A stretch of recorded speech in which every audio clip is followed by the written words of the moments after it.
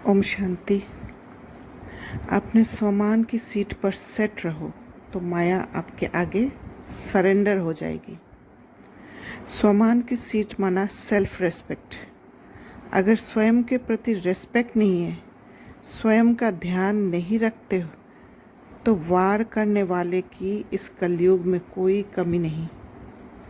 जहाँ स्वयं को बचाने का तरीका मालूम है, अर्थात ऐसी कोई बात को सामने आने नहीं देना जिससे मैं हिल जाती हूँ और स्वमान की सीट से उतर जाती हूँ, वहाँ मैं माया के आगे सरेंडर हो जाती हूँ। इसलिए दूर से ही माया को पहचान कर अपने को अपने शक्तियों के दायरे में सेफ कर लेना है। जैसे कि कहीं आग लगी हो और जब उसके नज़दीक जाते हैं तो उसका आँच से ही हम स्वयं को सेफ कर लेते हैं, आगे नहीं जाते हैं, एक दायरा में बांध लेते हैं। वैसे ही अपना सेल्फ रेस्पेक्ट को, स्वमान की सीट को बचाने के लिए एक दायरा बना लेते हैं जिसके आगे माया का नो एंट्री है। तब आपके आगे माया सरेंडर हो जाएगी। आज बाबा ने फिर से स्पष्ट किया है, बच्चे जब सब कुछ छोड़ किनारा कर तन से अलग हो जाते हैं, लेकिन मन का हिसाब किताब होने के कारण खींचता रहता है, बुद्धि जाती रहती है।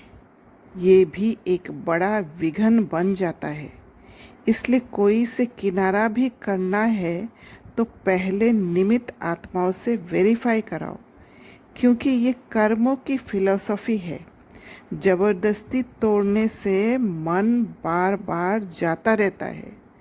तो ज्ञान स्वरूप होकर कर्म फिलॉसफी को पहचानो और वेरीफाई कराओ तो सहज कर्म बंधन से मुक्त हो जाएंगे। तो यहाँ इस तन का किनारा करना माना उसका उद्देश्य को देखना है। कई बच्चे तंग होकर किसी को दोष देकर रिश्ता तोड़ तन से अलग होते हैं, और कोई ऐसे भी बच्चे हैं जो किसी का पुराना संस्कार से छुड़ाने के लिए कल्याण के भावना के साथ या खुद का स्वमान को बचाने के लिए, अपने सीट से उतरने से बचने के लिए, रिश्तों के कड़वाहट को दूर करने के लिए तन से अलग होते हैं। जब तन से अलग होते हैं तो धीरे धीरे मन शांत दोनों आत्माओं का होता है, और मन शांत होने के कारण धीरे धीरे एक दूसरे को समझने लग जाते हैं और फिर एक अच्छा रिश्तों में जुड़ जाते हैं। ये रिश्ता तन से दिखाई नहीं देता है, वो आत्मिक रिश्ता है। एक आत्मिक समझ से कनेक्शन वापस बैठ जाता है। तो ये तन से अलग होना फ़ायदेमंद होता है।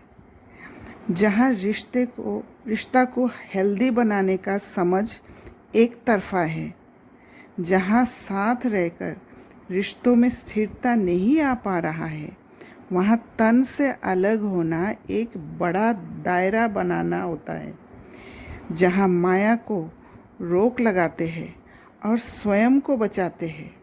स्वयं को बचाना माना स्वयं को हलचल से बचाना, अन्य आत्माओं का कमज़ोरी को समझ उनमें शक्ति भरना, और कभी कभी इतना ज़्यादा होता है कि तन से अलग होना ज़रूरी होता है।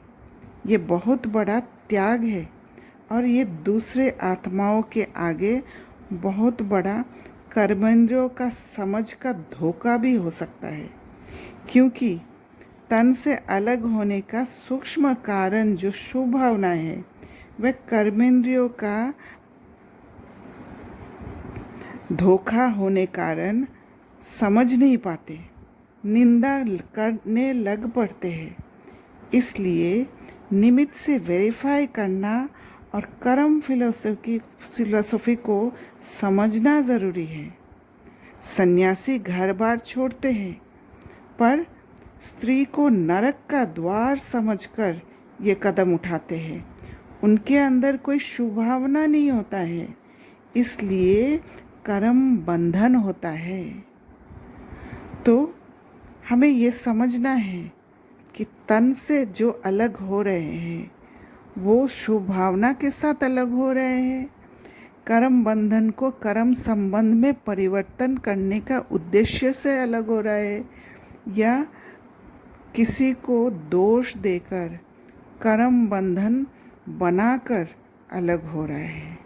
तो यही चीज़ निमित्त से वेरीफाई करना, कर्म फिलोसफी को अच्छा से जानना ज़रूरी है। अच्छा, ओम शांति।